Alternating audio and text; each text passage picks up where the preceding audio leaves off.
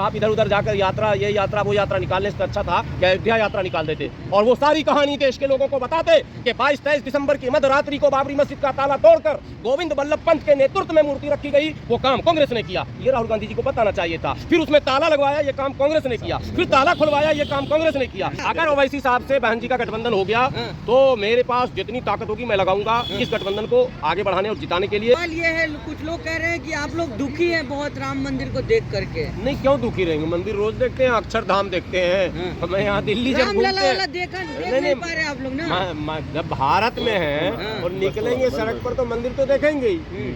ये कौन सी नई बात हो गई कि मंदिर देखकर दुखी है? हम हिंदू भाइयों को खुश देखकर खुश होते हैं। हम हिंदू भाइयों के माथे पर तिलक देखकर खुश होते हैं। जो जितने धार्मिक दिखते हैं हमें उतने अच्छे लगते हैं। लेकिन जो नकली लोग हैं, जो डुप्लीकेट हैं, मुंह में राम और बगल में छुरी वाले, तो उनसे तो सबको सतर्क रहना चाहिए। मस्जिद में 22 तारीख को राम राम जपिए आप लोग। हाँ, भाजपा के अल्पसंख्यक मोर्चा के कुछ छुटभैये नेताओं का बयान तो आया है और राष्ट्रीय मुस्लिम मंच के नेता ने भी कहा है। और आपको एक खबर ये बता दूं कि हमारे यहाँ तंजीम है अइम्मा की, उसके एक बड़े मौलाना है, आप लोग इशारे में समझ गए होंगे, गोल चक्कर में मस्जिद उनकी है कस्तूरबा रोड पर। भागवत जी के दोस्त जो मोहन भागवत जी जहाँ गए थे उनका भी चल रहा है मामला कि 22 जनवरी को जाएं। देखिए, भारत तो स्वतंत्र है ना भाई, आज़ाद है, कोई किसी को रोकेगा तुरंत? कोई मुसलमान मंदिर जाना चाहे जाए ना अयोध्या, भाई कौन रोक रहा? कोई रोक रहा तो बताइए हमको रोकने वाले का नाम। लेकिन आप हम पर थोपिएगा कि आपको मस्जिद में ये करना होगा और मैं आ रहा हूँ जामा मस्जिद में ये करने, तो पटक के पीटेंगे ना आपको। आपकी इतनी हिम्मत भारत में कि आप जबरदस्ती कीजिएगा। ये यही चीज, इसी के तो लड़ाई है, जबरन थोपने की लड़ाई। कोई भी नाम, किसी भी धर्म का नाम, किसी भी धर्म का प्रतीक, किसी भी धर्म का चिन्ह कोई किसी पर थोप नहीं सकता है। लड़ाई इस देश में यही है, थोपने वालों के खिलाफ। खाने पीने में थोपने, पहनने ओढ़ने में थोप रहे हैं, ये नहीं पहनने दूंगा तो वो पहनने दूंगा, ये नहीं खाने दूंगा तो वो नहीं खाने दूंगा। यही लड़ाई है डेमोक्रेसी। लेकिन आप कह रहे हैं कि कोई भी जा सकता है, तो निमंत्रण मिलेगा वही जाएगा ना। हाँ, तो मैं कहाँ कह रहा हूँ बगैर निमंत्रण क्या? दो कुछ बेलज्जे लोग बगैर निमंत्रण के चले जाएंगे, उसमें कोई रोक नहीं है। हम उन चक्करों में नहीं पड़ते। संजय राउत जो कह रहे हैं कि मंदिर वहाँ पे नहीं बनाया जहाँ पे बाबरी मस्जिद थी, वो उनका मैटर है। संजय राउत जी हिंदू हृदय सम्राट स्वर्गीय बाला साहब ठाकरे की पार्टी के हिंदू हृदय सम्राट थे। बाला साहब ठाकरे वो छोटे मोटे हिंदू नेता नहीं थे। शिवसेना जो है मंदिर निर्माण में शिवसेना की बड़ी भूमिका रही है। तो संजय राउत जी जाके इंची टेप लेके नाप के बता दें कि रामलला कहाँ प्रकट हुए थे और कहाँ पे रामलला विराजमान थे और कहाँ पे बाबरी मस्जिद थी और कहाँ पे मंदिर बन रहा। मैं क्यों इन चक्करों में पड़ूं भाई? कहीं बने, हमें तो जो दर्द है वो है, मस्जिद जाने का गम तो सभी मुसलमानों को है और वो जिंदगी भर रहेगा। कोर्ट ने ऑर्डर किया, हम सम्मान करते हैं। देश में हमारे हिंदू भाई की आस्था है, हम उसका भी सम्मान करते हैं, हम उनको बधाई भी देते हैं। लेकिन आप उस मसले में हमसे क्यों पूछिएगा कि यहाँ बना कि वहाँ बना, कि 500 मीटर दूर बना के 2 मीटर? वो संजय राउत जी समझें और मोदी जी समझें। हमसे आप रोजी रोटी, पढ़ाई लिखाई, दवाई, कमाई, सड़क, बिजली, पानी, इसका सवाल कीजिए। देखिए, यहाँ बेखौफ होकर कैसे हम जिएंगे, हम निडर होकर कैसे रहेंगे, हम संवैधानिक व्यवस्था में कैसे जिएंगे, इसकी लड़ाई हम लड़ रहे हैं। कांग्रेस के लोग कह रहे राजीव गांधी ने ताला खुलवाया, बीजेपी वाले कह रहे हमने संघर्ष करके। आपको नहीं पता क्या? घुमा के पूछ रहे हैं। किसको भारत में पता नहीं कि ताला राजीव गांधी जी ने खुलवाया? बीजेपी वाले कह रहे हमने पक्का मकान दिया। तो यही तो रोना है कि कांग्रेस को इसमें होना चाहिए था कि मैं आगे मैं रहूंगा, तो एकदम पीछे गली में ताला हम ही खुलवाए थे। अबे चोर कहीं का, जोर से बोल, ताला हमने खुलवाया था। मैं तो कहता हूँ राहुल गांधी जी, आप मंचों से बोलिए कि उस ताला को मेरे स्वर्गीय पिता राजीव गांधी जी ने खुलवाया था। आप कहिए, मुझे गर्व है इस बात पर।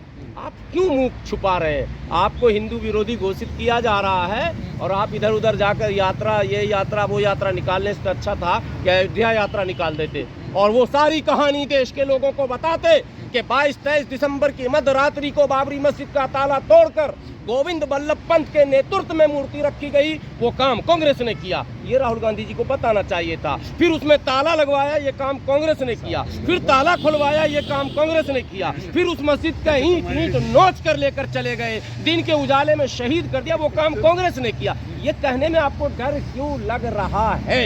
आज डर रहे हैं आप। अब भाजपा कर रही, देखो देखो देखो राम विरोधी, अब रहो तुम राम विरोधी, अब राम विरोधी भी है और मुसलमान के पढ़े लिखे लोगों को पता है कि इन्हीं की कारस्तानी है, तो गए ना दोनों तरफ से। तो ऐसा काम क्यों कांग्रेस कर रही है कि दोनों तरफ से जाए? कांग्रेस को चाहिए अपने पुराने फॉर्म में लौट जाना, अपने पुराने करतूतों को फिर से गिनना, और कैसे सफल प्रयोग उस समय करते थे कांग्रेस के वो पुराने नेता, वो प्रयोग करना। नरसिम्हा राव जी से कांग्रेस जिम्मेदार है। हाँ, नरसिम्हा राव जी प्रधानमंत्री थे, मस्जिद दिन के उजाले में टूटता रहा। एसपी चौहान साहब गृह मंत्री जी थे, गृह मंत्री जी ने फोन किया कल्याण सिंह जी को, बेचारे स्वर्गीय हो गए, कि सुन रहा हूँ कि एक गुम्बद पे लोग चढ़ गए। कल्याण सिंह ने कहा कि चढ़ नहीं गए, तोड़ ताड़ के बराबर कर दिए। ठीक है, बोले अच्छा कोई बात नहीं, मैं पूजा करके आ रहा हूँ। पूरे देश के कांग्रेस के वरिष्ठ नेता सी के जाफर शरीफ थे, उन्होंने फोन किया नरसिम्हा राव को, नरसिम्हा राव के पीए उठाते हैं फोन, जी पूजा पर बैठे हैं। क्या कांग्रेस ने नहीं किया?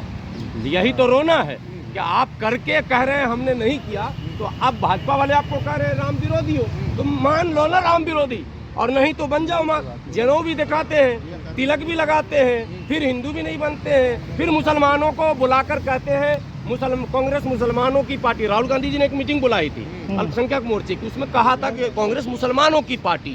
ये गलत बात है ना, कांग्रेस देश की पार्टी है बोलिए, कांग्रेस नौजवानों की पार्टी है बोलिए, कांग्रेस किसानों की पार्टी है बोलिए, बोलते भी है गलत। कांग्रेस मुसलमानों की पार्टी है तो बाकी पार्टी किसकी है भाई? तो भाजपा हिंदुओं की पार्टी है, तो खेल हो गया ना, ये खेल हो रहा है।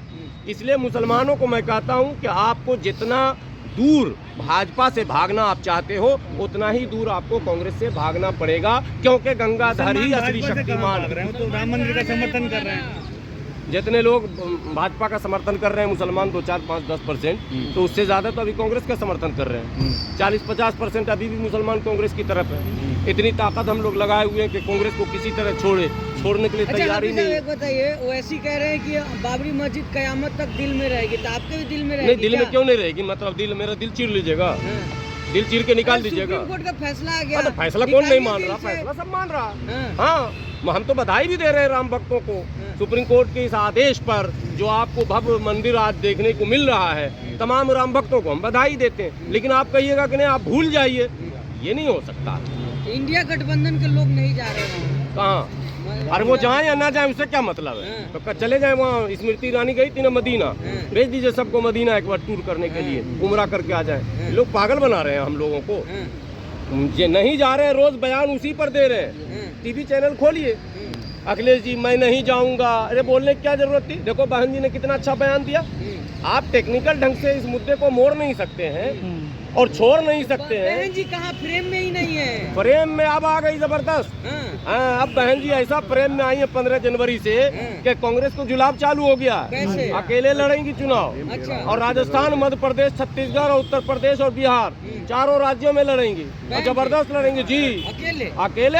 हम तो कोशिश कर रहे हैं ओवैसी हिसाब से गठबंधन हो जाए, फिर छक्का छोड़ा देंगे, हम भी कूदेंगे। तो भाजपा समर्थक माने जाती है। अगर ओवैसी साहब से बहन जी का गठबंधन हो गया तो मेरे पास जितनी ताकत होगी मैं लगाऊंगा इस गठबंधन को आगे बढ़ाने और जिताने के लिए।